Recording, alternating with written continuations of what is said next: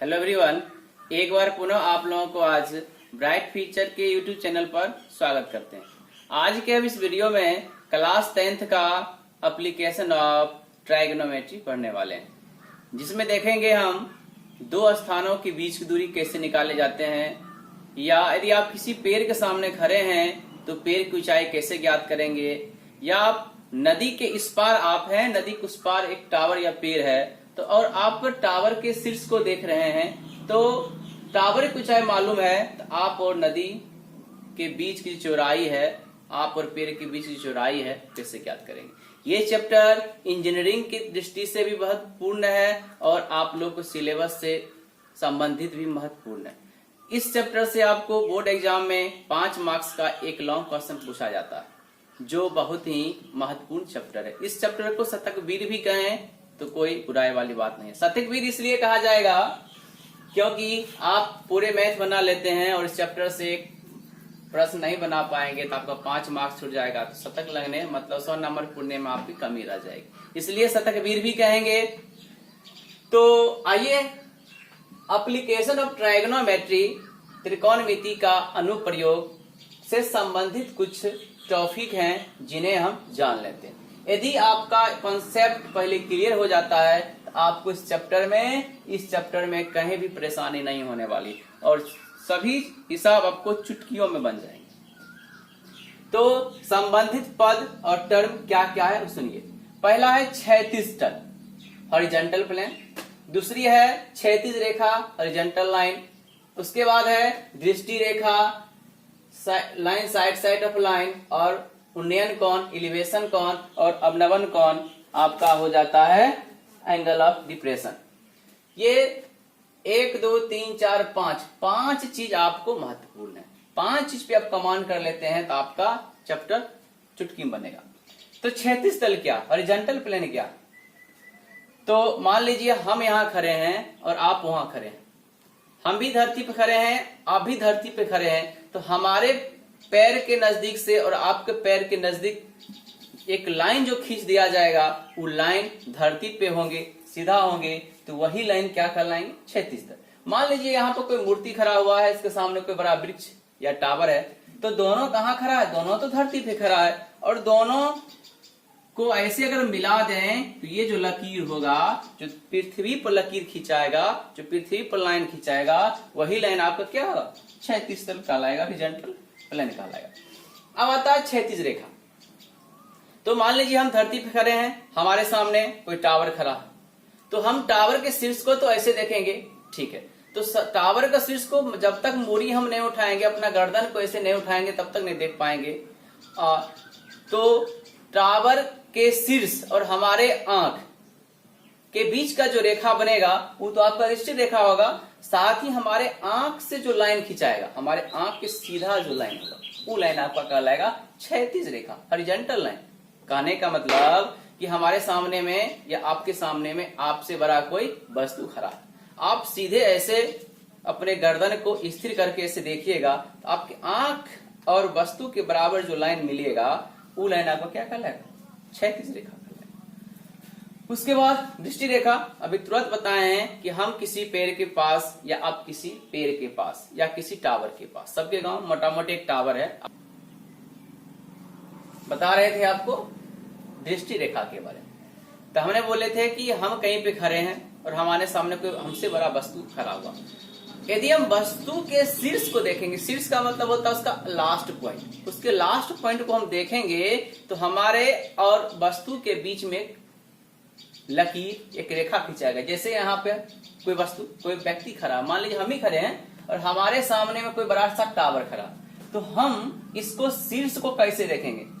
मान लीजिए यहाँ पे कोई वस्तु बैठा है या इसका शीर्ष है, तो हम इसको देखेंगे, तो हम इसको देखेंगे तो हमारे आंख और इस वस्तु के शीर्ष के बीच एक रेखा खिंचाएगा। इसी रेखा को हम कहते हैं दृष्टि रेखा, मतलब देखने वाला रेखा। उसके बाद आता है आपका उन्नयन कोण। उन्नयन कोण क्या है, तो उन्नयन कोण क्या है, पहले डिफिनेशन में बाद में जाएंगे, पहले समझ लीजिए। उन्नयन कोण क्या है, तो उन्नयन कोण क्षैतिज रेखा, मतलब आपके आंख के सीधे में गई रेखा और आपके आंख से ऊपर गई रेखा, सीधे में गई रेखा, मान लीजिए सीधे में ऐसा गया और ऊपर ऐसे गया, तो यहाँ पे जो बीच में झुकाव उत्पन्न हो रहा है और उस झुकाव को क्या कहेंगे, हम उन्नयन कोण कहेंगे।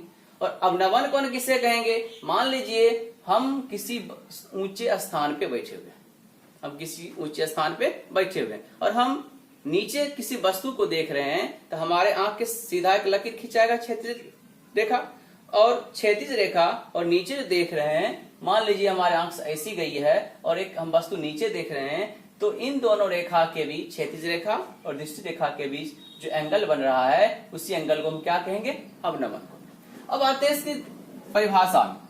परिभाषा में आता है क्षैतिज तल। आपको बता चुके हैं कि पृथ्वी तल के समांतर खींची गई तल, पृथ्वी तल के समांतर खींची गई तल क्षैतिज तल कहलाती है। अर्थात हम कहीं पे खड़ा है, आप कहीं पे खड़े हैं, दोनों आदमी के बीच का जो रेखा खिंचाएगा धरती पे, वही आपका क्या कहलाएगा, क्षैतिज तल कहलाएगा। दूसरी आती है क्षैतिज रेखा। बता चुके हैं कि आपकी आंख से गुजरने वाली सीधी रेखा, अर्थात क्षैतिज तल के समांतर खींची गई रेखा अब क्या कहलाता, क्षैतिज रेखा कहलाता है। तो क्षैतिज तल के समांतर खींची गई रेखा क्षैतिज रेखा कहलाता। तीसरी बात आती है दृष्टि रेखा। दृष्टि रेखा बोले हैं कि किसी दर्शक के आंख एवं देखे जाने वाली वस्तु, किसी दर्शक के आंख एवं देखे जाने वाली वस्तु को मिलाने वाली जो सरल रेखा होती है, उसे कहते हैं दृष्टि रेखा। फिर से समझिए कि हम किसी वस्तु को देख रहे हैं, चाहे वस्तु हमसे नीचे हो चाहे वस्तु हमसे ऊपर।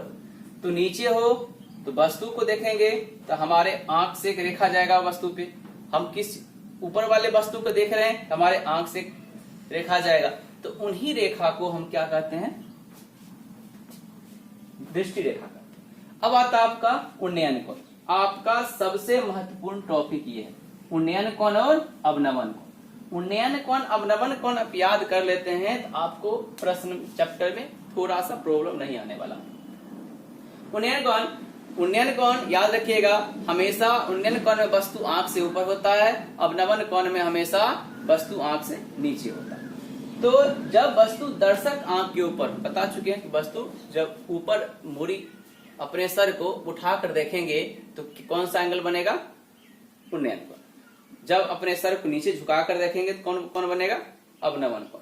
तो जब वस्तु दर्शक आंख के ऊपर स्थित हो तो दृष्टि रेखा एवं क्षैतिज रेखा के बीच जो कोण बनता है, उस कोण को हम क्या कहते हैं, उन्नयन कोण। याद हुआ, भूलिएगा नहीं। उन्नयन कोण कहां बनेगा, आपको हमेशा जब वस्तु आंख से ऊपर। अवनमन कोण कहां बनेगा, जब वस्तु आपको हमेशा आंख से नीचे हो। जैसे कि हम किसी टावर पे कोई चिड़िया बैठा हुआ, तो चिड़िया को देखेंगे तो सर को उठा के देखेंगे तो कौन सा कोण बनेगा, उन्नयन कोण। जब किसी हम छत पे हैं और नीचे से कोई मोटरसाइकिल वाले, साइकिल वाले, टमटम वाले, घोड़ा वाले जा रहे हैं, उसको देखेंगे तो सर को नीचे करके देखेंगे तो कौन सा कोण बनेगा, अवनमन कोण। तो नीचे बना कौन, अवनमन, ऊपर बना कौन, उन्नयन। तो ऊपर का मतलब यहां पे नहीं, ऊपर का कहने का मतलब जब सर को ऊपर उठाकर देखेंगे तो उन्नयन कोण बनेगा, जब सर को नीचे झुकाकर देखेंगे तो अवनमन कोण बनेगा। तो अवनमन कोण जब वस्तु दर्शक आंख से नीचे स्थित हो तो दृष्टि रेखा एवं क्षैतिज रेखा के बीच बने कोण को अवनमन कोण कहते हैं। और उन्नयन कोण अवनमन कोण के हमेशा बराबर होता है। उन्नयन कोण अवनमन कोण के हमेशा बराबर होता। तो हमें आशा है कि आप ये कॉन्सेप्ट को समझे होंगे, तब आप चैप्टर की ओर चलेंगे। एक बार रिवीजन कर लेते हैं। क्या रिवीजन, क्षैतिज तल, मतलब पृथ्वी तल पे जो रेखा खींचेंगे वही मेरा कहलाएगा क्षैतिज तल। क्षैतिज रेखा पृथ्वी तल के समांतर जो रेखा खींचेंगे वही कहलाएगा क्या चीज, क्षैतिज रेखा। जैसे हम पृथ्वी पे खड़े हैं, हमारे आंख के सामने जो रेखा खिंचाएगा वो कहलाएगा क्षैतिज रेखा। चाहे मेरे कमर के समांतर जो रेखा खिंचाएगा वो आपका होगा क्षैतिज रेखा। उसके बाद दृष्टि रेखा, मतलब हम किसी वस्तु को देखेंगे तो वस्तु और हमारे आंख के बीच का जो रेखा बनेगा उसको हम कहेंगे दृष्टि रेखा। और अवनमन कोण, उन्नयन कोण, तो ऊपर बैठे प्रेक्षक या दर्शक जब नीचे की वस्तु को देखेगा तो क्षैतिज रेखा और दृष्टि रेखा के बीच बने कोण अवनमन कोण। जब वस्तु दर्शक आंख से ऊपर हो तो दृष्टि रेखा क्षैतिज रेखा के बीच बने कोण उन्नयन कोण। याद हो गया, उन्नयन कोण हमेशा आपको अवनमन कोण के समान होते हैं।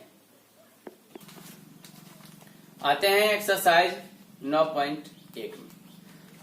ऊंचाई एवं दूरी का एक ही एक्सरसाइज है, उनको देखते हैं। इसमें कॉन्सेप्ट को याद रखिएगा, tan थीटा बराबर क्या आता आपका P/B, मतलब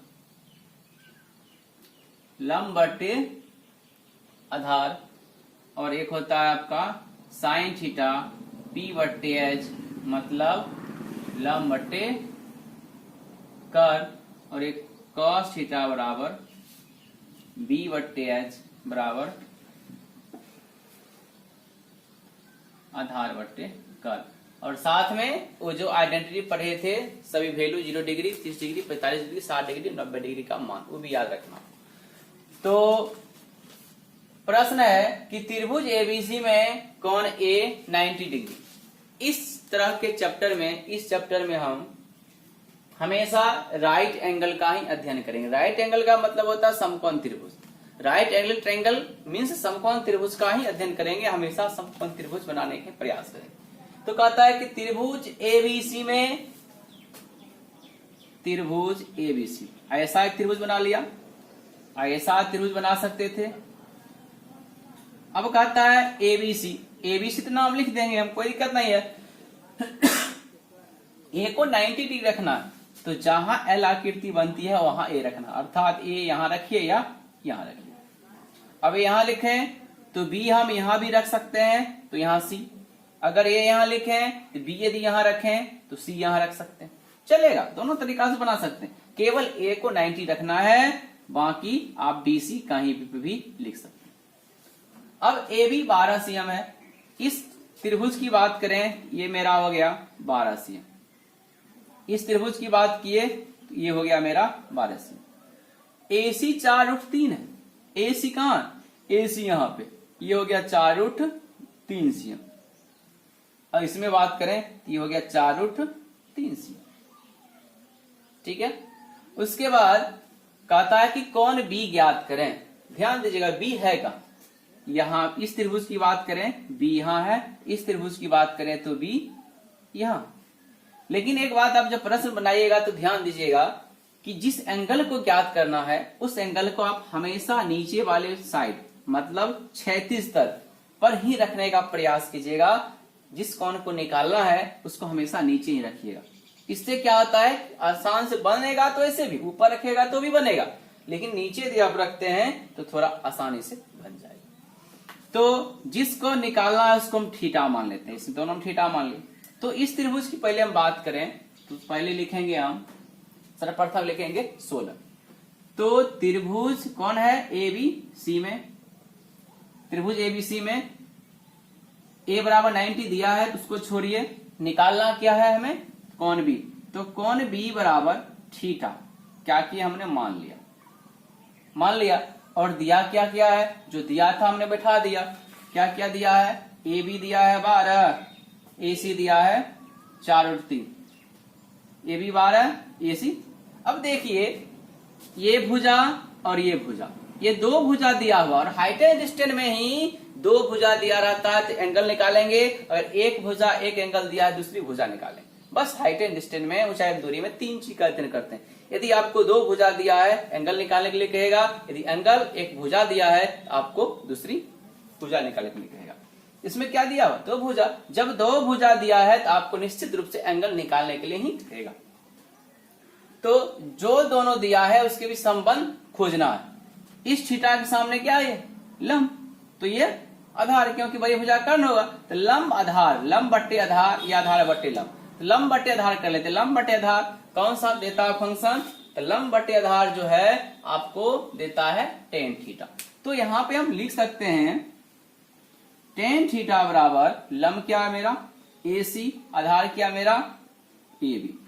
अब देखिए थीटा को tan थीटा ही रखते हैं। AC का मान है 4√3 और AB का मान है 12। तो एक काम करते हैं, 4√3 12 को लिख देते हैं 4√3 गुना √3। √3 गुना करेंगे वैल्यू 3 देगा, 3 को 4 से मल्टीप्लाई करेंगे तो फिर से 12। तो 4√3 कट गया तो क्या बचा?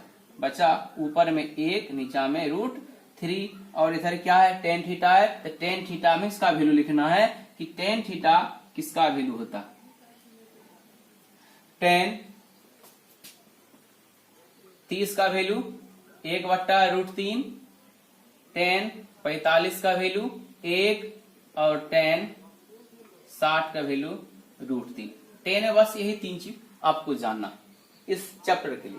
तो 1/√10 में किसका वैल्यू होता है? tan 30 का मान होता है। यहाँ पर हमने रख दिया tan 30 डिग्री। tan खत्म, थीटा बराबर कितना? 30 डिग्री। थीटा आप किसको माने थे? बी को। अतः कोण बी बराबर 30 डिग्री। यही आपका क्या हो गया? आंसर। समझ आया?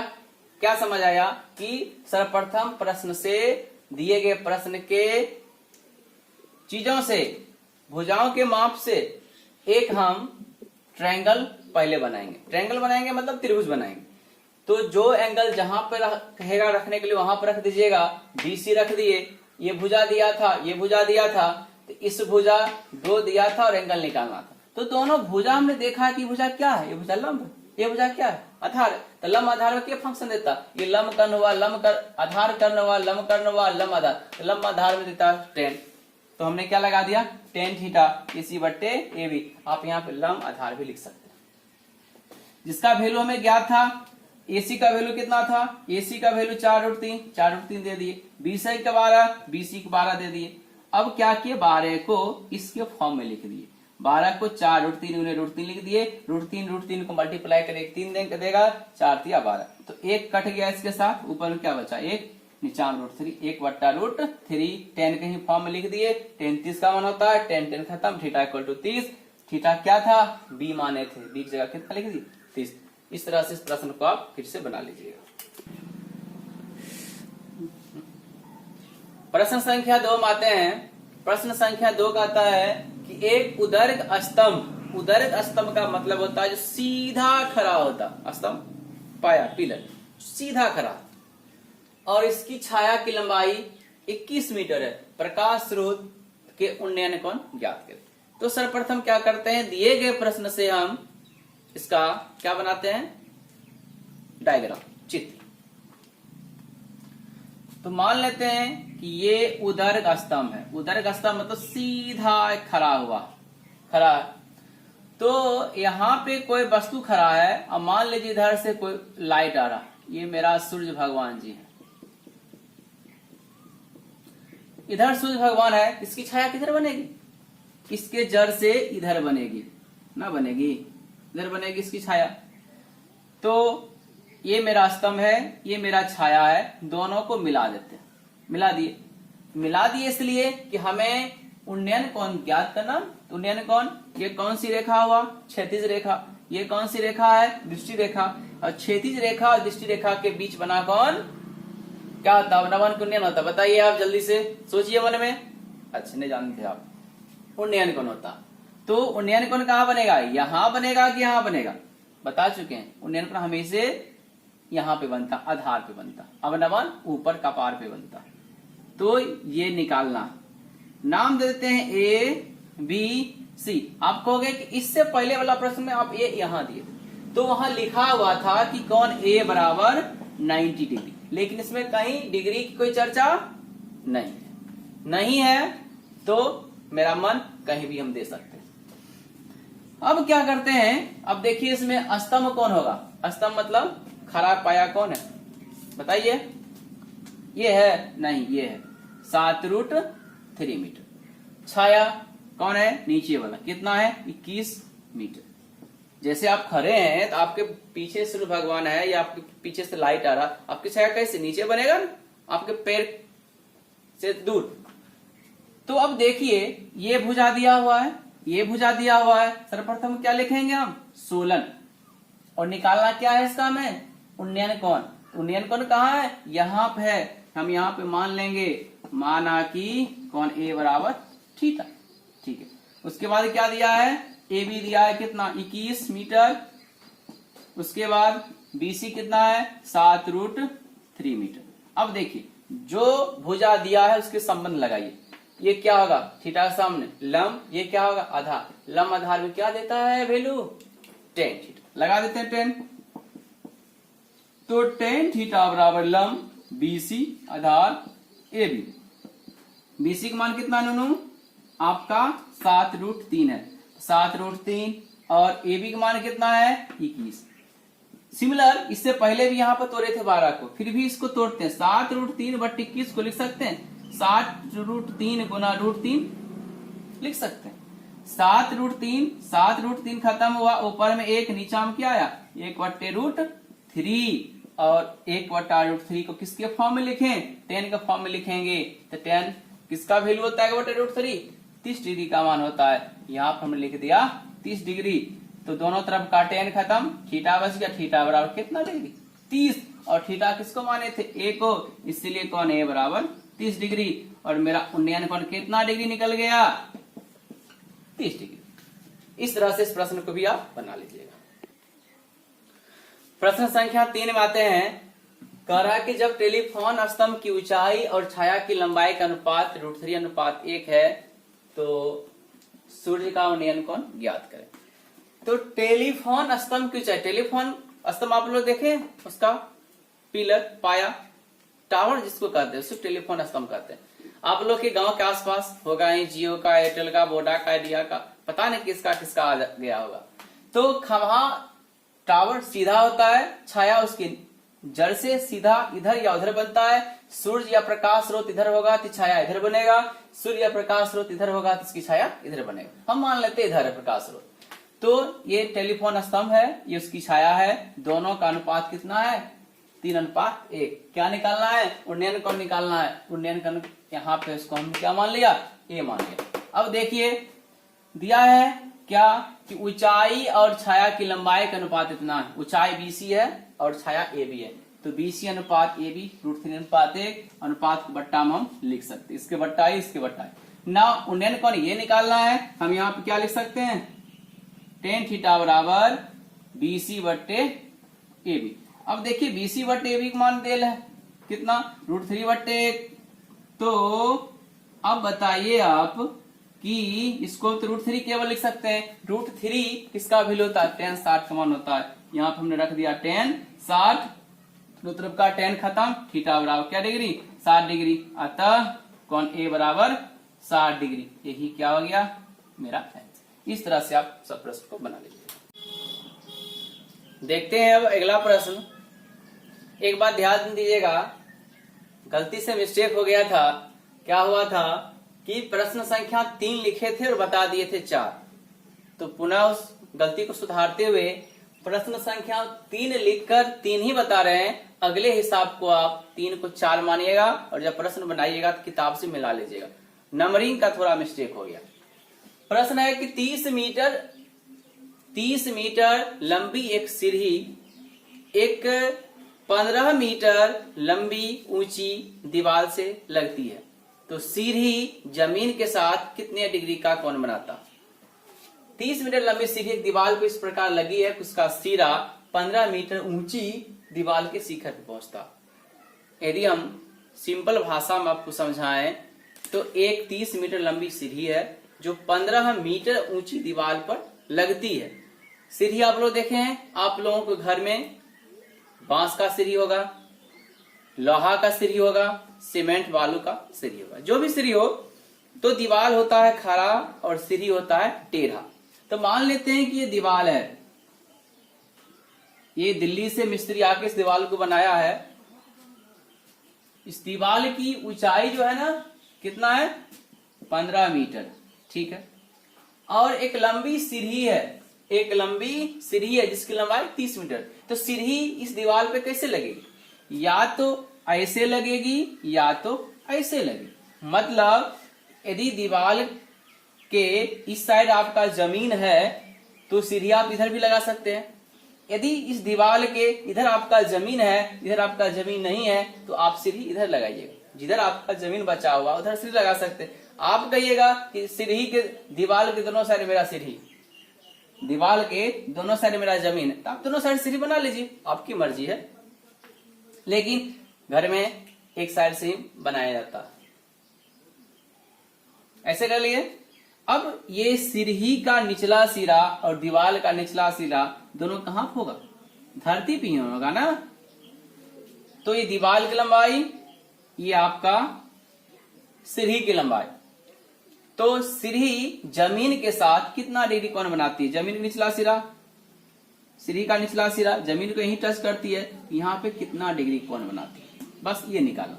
आप चित्र से समझ चुके होंगे क्या ये निकालना है। तो हम क्या करते हैं, कोण C बराबर थीटा मान लेते हैं, माना। उसके बाद AB का मान 15 मीटर, AC का मान 30 मीटर। ये कौन सी साइड हुआ ट्रायंगल का? लंब। ये कौन सी साइड हुआ? कर्ण। तो लंब कर्ण में क्या संबंध देता? साइन देता ना। तो लगा देंगे क्या चीज, साइन थीटा बराबर लंब मतलब AB बट्टे AC। अब देखिए AB का मान कितना है? 15, AC का मान है कितना? 30। तो 15 को 30 से काट देंगे, 2 बार में कटेगा, क्या बचा? 1/2। 1/2 का मान किस में लिखना? साइन के फॉर्म में लिखना है। और साइन कितने डिग्री का मान 1/2 होता है? तो साइन 30 डिग्री का मान होता है। तो हम यहाँ पे लिख दिए साइन 30 डिग्री। दोनों साइड का साइन खत्म, क्या इधर बचा? इधर थीटा बचा, इधर 30 डिग्री बचा। तो अतः कौन सी बराबर कितना डिग्री? 30 डिग्री। यही आपका क्या हुआ? आंसर। तो हम कह सकते हैं सीढ़ी जमीन के साथ 30 डिग्री का कोण बनाती है। प्रश्न संख्या 5 में कहता आपका त्रिभुज एबीसी एक समकोण त्रिभुज है। त्रिभुज एबीसी एक समकोण त्रिभुज है जिसमें AB बराबर 8 मीटर, कोण C बराबर 30 डिग्री। तब ज्ञात करना है C से A का उन्नयन कोण और A से C का अवनमन। तो first I draw a triangle, right angle triangle. सर्वप्रथम मैं एक समकोण त्रिभुज की निर्माण करता हूं। खींचा। अब समकोण त्रिभुज है 90 डिग्री। देखिए यहाँ पे C कितना है? 30 डिग्री है ना। तो यहाँ पे हम C ले लेते हैं और इसको कर देते हैं 30 डिग्री। अब इसमें प्रश्न में उन्नयन अवनमन की चर्चा है। तो उन्नयन नीचे, अवनमन ऊपर बनेगा। यहाँ पे बनेगा कौन कौन? अवनमन कोण। ये जो कोण हुआ मेरा, ये जो कोण है ये हुआ उन्नयन कोण। और यहां जो बनेगा ना ये होगा अवनमन कोण। अवनमन कोण। तो ध्यान दीजिए, लिखाए थे कॉन्सेप्ट में उन्नयन हमेशा अवनमन को क्या था? समान होता। ये 30 है ना, ये भी कितना डिग्री होगा? 30 होगा। दूसरे तरीका से भी इसका मान ज्ञात कर सकते हैं। ये 90 है, ये 30 है, तो इसका वैल्यू निकालेंगे ना, इसका वैल्यू कितना आ जाएगा? तो 90 और जोड़ 30, 180 में से घटाएंगे ना, तो 180 घटा 120 बराबर कितना डिग्री? 60 डिग्री। तो ये हो जाएगा 60 डिग्री और ये दोनों मिला के 90 डिग्री, ये 30 डिग्री होगा। तो सीधी से वो कह सकते हैं उन्नयन अवनमन के बराबर होता है। यहाँ 30 है तो यहाँ भी क्या होगा? 30 डिग्री होगा। एक बात और, AB इसमें 8 मीटर है। AB कहाँ मेरा? C है, यहाँ पे देते हैं A, यहाँ देते हैं B, तो ये हो जाएगा मेरा क्या डिग्री? 8 मीटर। ये मीटर में हो जाएगा, भुजा की लंबाई मीटर में। आते हैं प्रश्न संख्या 1 पर। C से A का उन्नयन कोण। C कहाँ है? C यहाँ है, C यहाँ है और A यहाँ। तो यहां से इस कोण का क्या होगा? C से A का। यहां से इसका क्या निकालना? उन्नयन कोण। मतलब वस्तु जब ऊपर हो तो नीचे का कोण जो होता है उन्नयन कोण का होता है। और इसके हिसाब से A ऊपर है, C नीचे है, अर्थात यहाँ का जो एंगल होगा वो C ए का क्या कहलाएगा, उन्नयन कोण कहलाएगा। तो इसका मान कितना हो जाएगा, 30 डिग्री हो जाएगा। उसके बाद ए से सी का अवनमन कोण, ए कहाँ है, ऊपर है, सी कहाँ, नीचे है। बता चुके हैं जब कोई प्रेक्षक दर्शक ऊपर बैठा हो और नीचे देखता हो तो वहां अवनमन कोण बनता है। ए ऊपर है, सी नीचे है, ये इसको देखेगा, यहाँ का जो इसको यहाँ देखेगा, यहाँ का जो एंगल बनेगा वो होगा मेरा अवनमन कोण। और है कितना डिग्री, 30 डिग्री है। ये भी हो गया मेरा 30 डिग्री। अब बच गया बीसी और ए बी। बीसी कहाँ है, बीसी ये, ए बी कहाँ है, ये। ए बी तो दिया हुआ ही है प्रश्न में, तो यहाँ पे ए बी ना होके यहाँ पे ए सी होगा। क्या होगा, ए सी होगा। तो पहले बीसी निकालते हैं। ध्यान दीजिएगा, बीसी कहाँ, बीसी यहाँ है। बता चुके थे अगर दो भुजा दिया रहेगा तो एंगल निकालना होगा। एक भुजा एक कोण तो दूसरी भुजा, तो एक भुजा दे है इसकी और इसकी मान निकालना। पहले एक आए कि पहले इसका मान निकालते।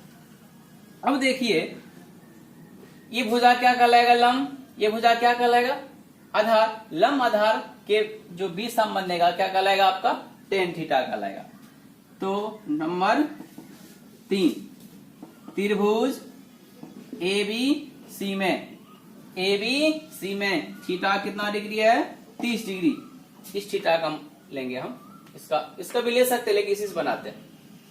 तो हम लगाते हैं पहले कौन सी, tan थीटा। tan थीटा लगाएंगे, उसका लंब क्या आ जाएगा, ए बी, आधार क्या आ जाएगा, बी सी। अब देखिए ए बी का मान कितना है, पहले tan थीटा का मान क्या डिग्री, 30 डिग्री। ए बी का मान 8, बी सी का मान नहीं है, बी सी का मान बी सी छोड़ दी।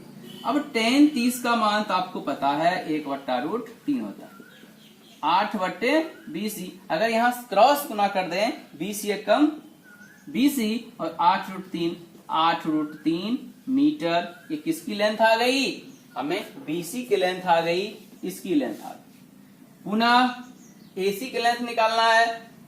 ये साइड देल है इस एंगल का, ये साइड, ये लंब ही सबसे बड़ी भुजा कर्ण। तो लंब कर्ण में क्या संबंध देता है, cos, tan, sec। बताइए, सोचिए मन में 2 सेकेंड में, नहीं सोच पाए, ठीक है। लंब ये कर्ण, तो लंब कर्ण में क्या देता, साइन देता। तो अगेन लगाएंगे हम sine theta equal to A B बट्टे ए सी। और थीटा का मान कितना है, 30 डिग्री। ए बी का मान कितना है, 8 है, बी सी ए बी का मान और ए सी का मान कुछ नहीं। अब देखिए साइन 30 का मान होता है 1/2, 8/AC। यहां क्रॉस गुना कर दें, AC बराबर कितना हो जाएगा, AC कम AC, 8 दूनी 16 मीटर। तो BC का मान निकालिए, AC का मान निकालिए। इस प्रश्न में 3 क्वेश्चन था, तीनों क्वेश्चन बारी बारी से हम बना लिए। अब देखते हैं क्वेश्चन नंबर आगे। प्रश्न संख्या 6 नंबर पे आते हैं। कहता है सिमिलर वही हिसाब है, त्रिभुज एबीसी एक समकोण त्रिभुज है, कोई बात नहीं, एक समकोण त्रिभुज बनाइए। नाम अभी नहीं लिखते हैं, नाम नक्षत्र के अनुसार, कुंडली के अनुसार लिखेंगे, जो कि ऊपर दिया हुआ। कुंडली कह रहा है कि इसमें बीसी क्षैतिज है, बीसी क्षैतिज का मतलब बीसी जो धरती पे है, तो ये बीसी हो जाएगा। और बीसी क्षैतिज है, उसमें भी कंडीशन है ए कौन 60 है ना, ऊपर 60 हो जाएगा। चलिए यहाँ पे बी देते हैं, यहाँ पे सी देते हैं, तो बच गया ए। अब ए बी 8 है, ए बी कहाँ है, बी सी क्षैतिज है। अगर यहाँ बी देते हैं, यहाँ सी देते हैं, ये मेरा हो जाएगा 8। और बी ए सी ये हो जाएगा 60 डिग्री। तब क्या क्या निकालना है, तो एक एंगल ऐसे बना देते हैं यहाँ। अब ध्यान दीजिए, ये 60 है, ये 90 होगा, तो 60 90 150, और ये कितना हो जाएगा 30 हो जाएगा। काहे कि सम ऑफ 3 एंगल्स इक्वल टू 180। साथ ही अगर ऐसे हम बात करें, ये 60 है तो कितना हो जाएगा, ये दोनों क्या होता 90 डिग्री होता, तो ये भी 30 डिग्री हो जाएगा। तो उन्नयन कोण हमेशा अवनमन कोण के क्या होता है, समान होता है। अब बात करें हम फिर से वही बात यहाँ पे, तो कौन ए निकाले हम, कौन सी निकालें, तो कौन सी कैसे निकालें, तो 180 में ये 90 और ये 60 क्या कर दिए, जोड़ दिए, तो 180 घटे 150 इक्वल टू 30 डिग्री। अब जितना कोण ये है उतने कोण ये होगा, क्योंकि उन्नयन अवनमन समान होता। ये कौन सा कोण होगा, ये आपका होगा उन्नयन कोण, और ये आपका कौन सा कोण होगा, अवनमन कोण। अब ध्यान दीजिए, कहता है सी से ए का उन्नयन कोण, सी कहां है, नीचे, ए कहां ऊपर, तो सी से ए का उन्नयन कोण, ए का मतलब ए हमारे सर से ऊपर है, कितना डिग्री है, 30 डिग्री। इसका भी आंसर कितना होगा, 30 डिग्री। ए से सी का अवनमन कोण, ए से सी का अवनमन कब बनेगा, जब वस्तु नीचे हो, ए ऊपर है सी नीचे है, इसका अवनमन कोण कितना है, 30 डिग्री है। एक बात, इसका जो है ना बुक में आंसर 60 डिग्री दिया हुआ, तो 60 ना आके 30 ही आएगा। अगर ये एंगल यहाँ पे 60 होता ना तो आ जाता, लेकिन कैसे, यहाँ इसमें कह रहा है कि BC क्षैतिज है, तो यहाँ पर ही BC हम दे सकते हैं। अगर ये क्षैतिज वाला कंडीशन नहीं रहता तो 60 आंसर ला सकते थे। अब है C से B की दूरी, 3 नंबर में है C से B की दूरी 16, C से B यही ना BC की दूरी, देखिए ये थीटा दिया है, ये लंब दिया है, इस साइड क्या आधार है, लंब आधार में क्या देता है, 10 देता है, 10 का लगा दीजिए फॉर्मूला, चुटकी में आंसर इसका आ जाएगा। तो त्रिभुज ABC में थीटा 30 डिग्री और लगा देना हमको tan थीटा AB बट्टे BC, तो tan थीटा का मान कितना, 30 डिग्री, AB का मान कितना 8, BC का मान कुछ नहीं है, तो tan 30 का मान 1/√3, 8/20, सी क्रॉस गुना कर देंगे, 20 से कम BC 8√3, तो हम कह सकते हैं अतः A से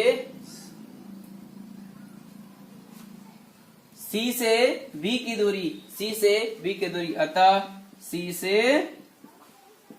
B की दूरी कितना, 8√3 मीटर।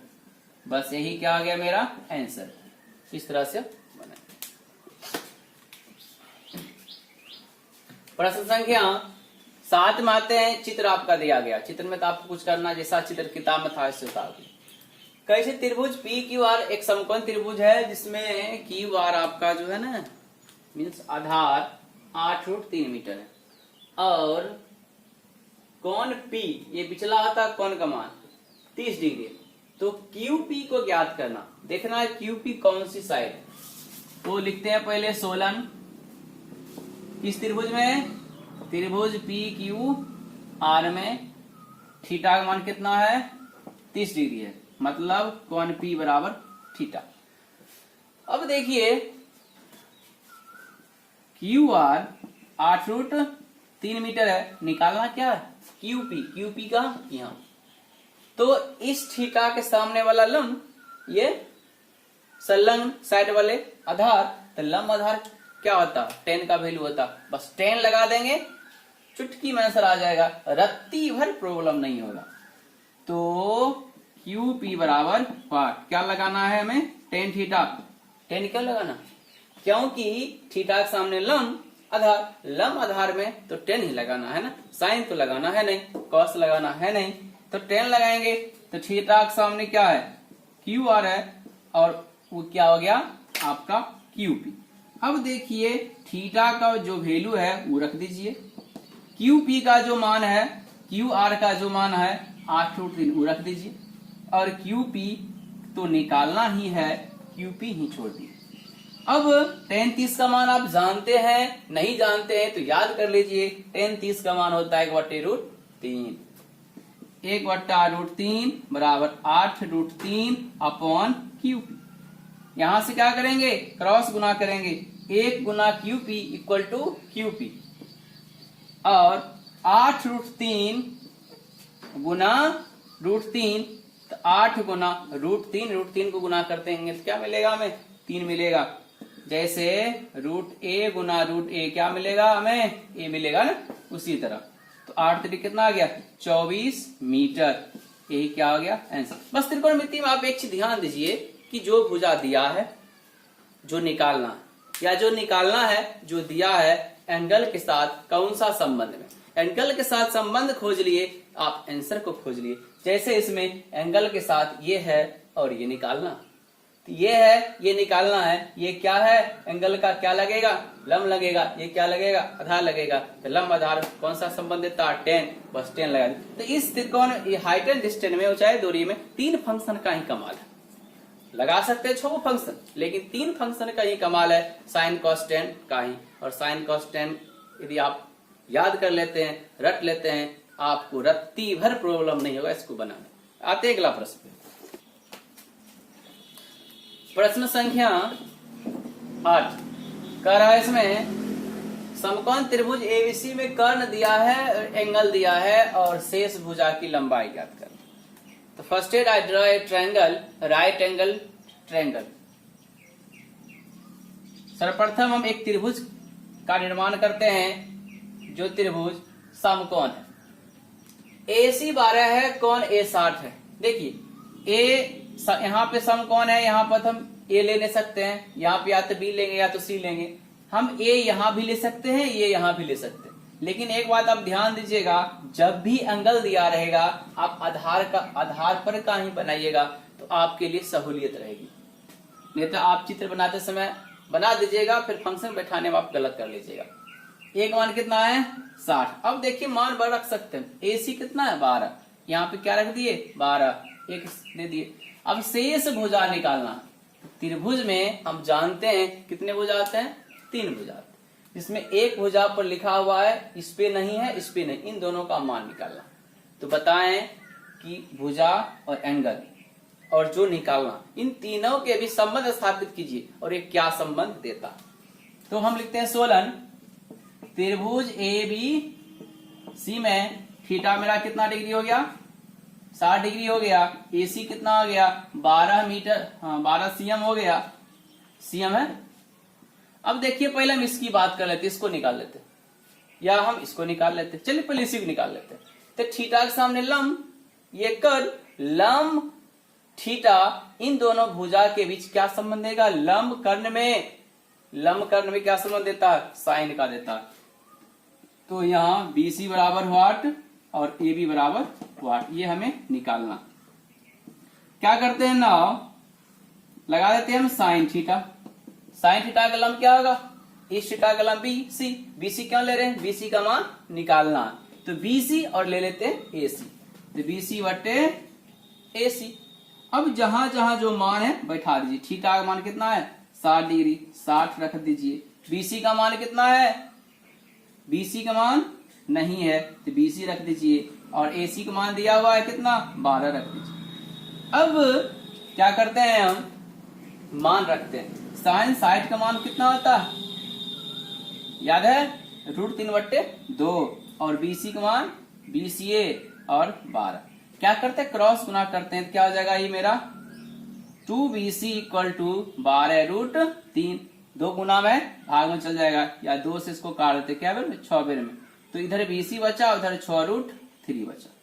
ये किसकी वैल्यू हो गई मेरी BC का वैल्यू निकल गई, ये निकल गई। अब निकालना इसको, तो ये साइड एंगल क्या संबंध देगा, तो इस एंगल का ये बेस, ये हाइपोटेनस, ये आधार, ये कर आधार कर्ण त्रिकोणमिति में कौन सा फंक्शन देता है कॉस देता है। तो लिखेंगे हम अगेन cos थीटा बराबर AB मीन्स आधार, AC मीन्स कर्व, और थीटा का मान कितना देते हैं हम 60 डिग्री बराबर AB का मान तो निकालना ही है, और AC का मान 12। अब मान रख दीजिए 60 का मान कितना होता है 1/2, और AB की जगह AB रखिए, 12 की जगह 12। क्रॉस गुना करेंगे 2AB = 12, 2 से 12 कट गया 6 जा में, इसीलिए AB का मान कितना हुआ 6 सेंटीमीटर। तो हम इस तरह से कह सकते हैं कि जो भुजा नहीं दिया हुआ था थीटा के सहारे इसको हमने क्या कर लिया निकाल लिया।